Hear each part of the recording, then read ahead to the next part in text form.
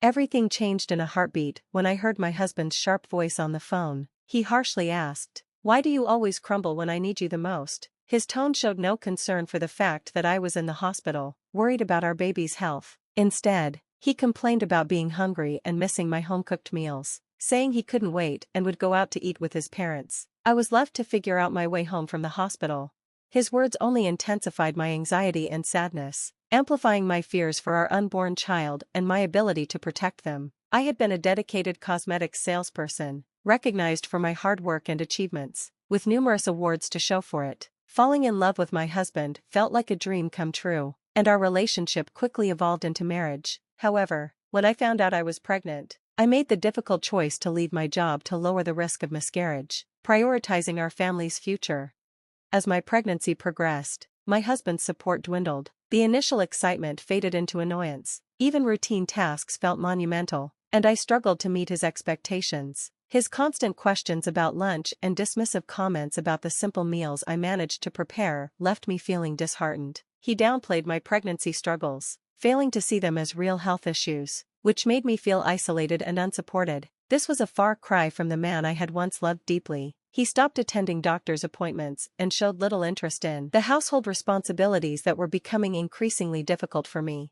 Our home, once a sanctuary of love and mutual respect, had transformed into a battleground as I tried to protect myself and our baby. Despite these challenges, I clung to the hope that patience and understanding would return to our relationship. Perhaps he was simply stressed from mentoring a new employee at work. I convinced myself that things would improve once the baby was born and his workload lightened. Eager for a harmonious family life, I often found myself whispering words of encouragement to my growing belly, trying to maintain a positive outlook despite my discomfort and the tension in our home.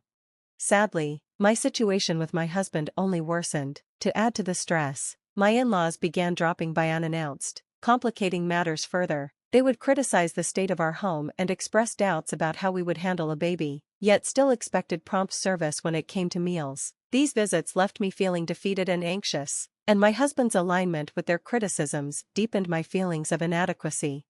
One day, while heavily pregnant, I went out to buy groceries but ended up collapsing from sheer exhaustion. I woke up in the hospital, relieved to find out that our baby was safe. The doctor advised me to take several days to rest. Noticing missed calls from my husband on my phone, I hoped for some sign of his concern and returned his call. Instead of comfort, his first words were accusatory. "Where have you been?" His indifference to my well-being and our baby's safety sent a chill through me.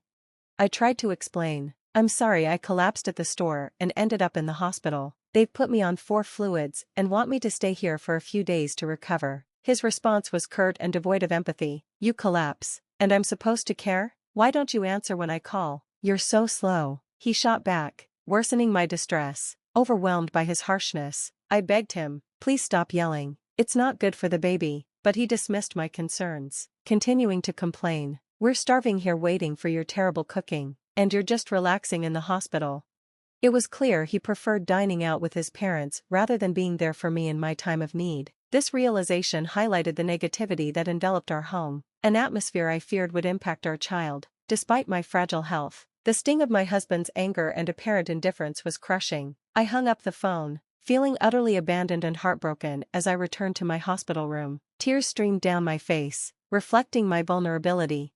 In this low moment, a familiar, comforting voice reached out to me. "Are you okay?" Looking up, I saw Elizabeth, a dear friend from my days as a cosmetic salesperson, offering a comforting towel. Seeing her brought me immense relief and warmth. "Elizabeth, it's you. I'm so glad you remembered me." Our unexpected reunion felt like a beacon of kindness in my darkest hour.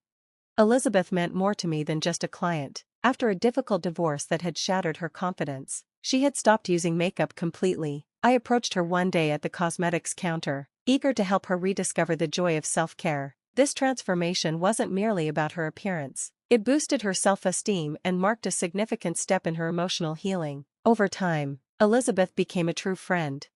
However, about 6 years before I resigned from my job, Elizabeth had stopped visiting, and I often found myself wondering about her. Now, she was here, offering support when I needed it the most. "I've been wanting to reconnect with you," I confessed, both surprised and grateful. She explained her absence. "I'm sorry for just showing up unexpectedly. I've been working abroad, running a business overseas. It's been hectic, and I haven't had the chance to enjoy summer or good food in ages. Once things settled down, her words trailed off, but her presence provided profound comfort, reminding me of the bonds that could still support me through tough times. When Elizabeth mentioned she had just returned and sought me out, her laughter lightened the atmosphere. Believe it or not, right after I got back, I tried to find you, she chuckled.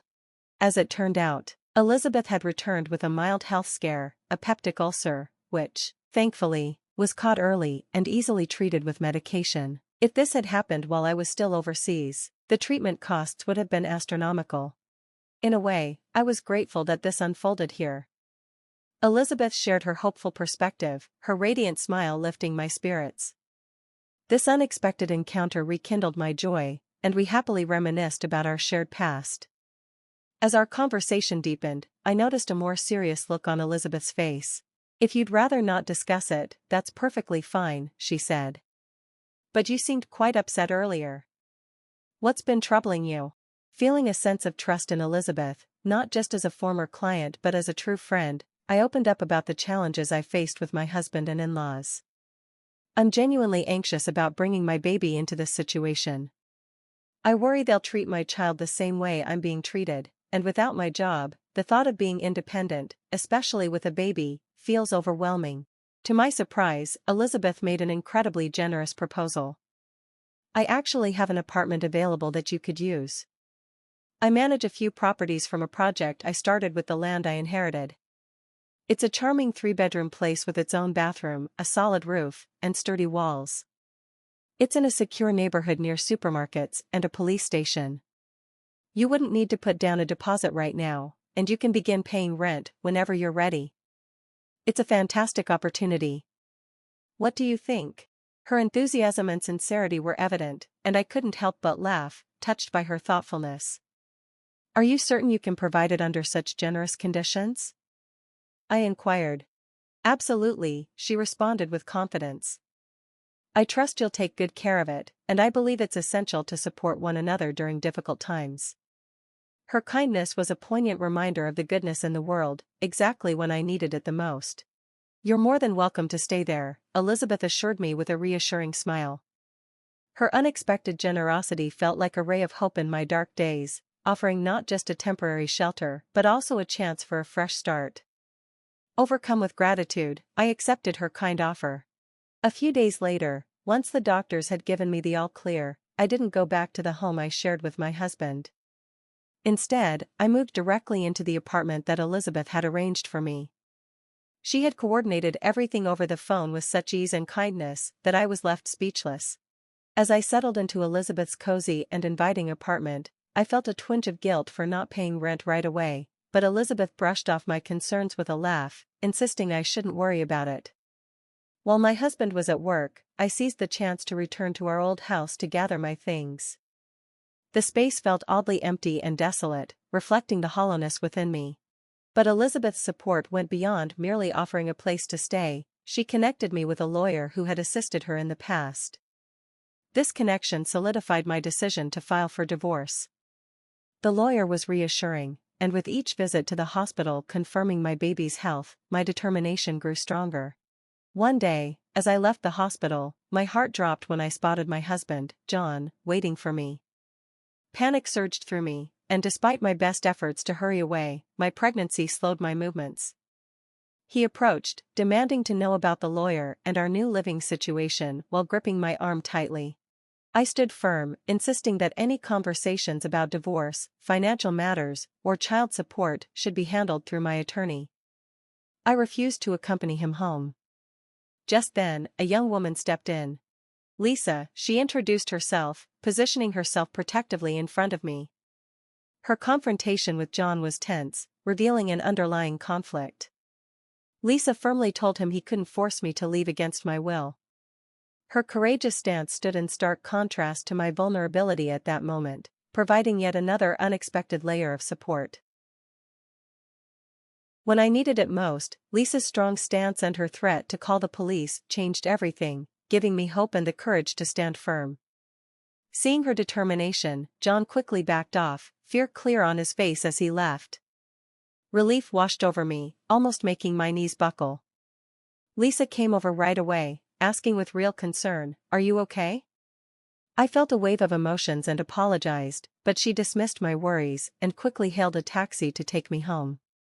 Even when I protested, saying I didn't want to trouble her, she assured me it was no bother at all. When I told her my address, she was surprised to learn that I lived right below her. What a lucky coincidence.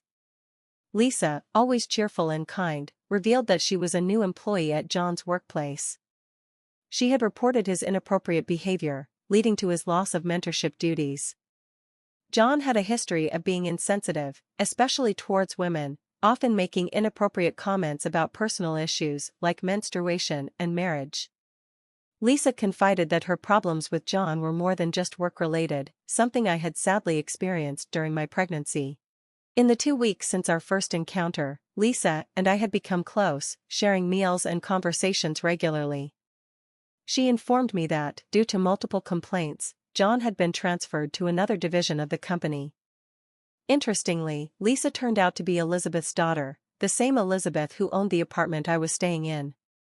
John had often boasted about managing Elizabeth's account, but his misconduct had led to his demotion. Elizabeth had played a vital role in making sure John was held accountable for his actions, both at work and towards me. Lisa wanted to tackle workplace issues on her own merits and had only acted upon discovering my connection to her mother. Elizabeth encouraged Lisa to take action, highlighting the importance of standing up to inappropriate behavior in any setting. This revelation strengthened our bond as we both valued the support and strength we found in our shared experiences. With John's reduced role affecting his income, he faced a drastically different situation. Elizabeth, drawing on her extensive experience, advised me to remain steadfast and not give in to John's attempts to gain sympathy. This advice proved essential as I moved forward with my decision to divorce him. Even as he tried to reach out through our lawyer, sharing tales of his tough job situation and expressing regret, I remained resolute, supported by Elizabeth. Ultimately, John had no choice but to accept the divorce and its terms, including child support and compensation.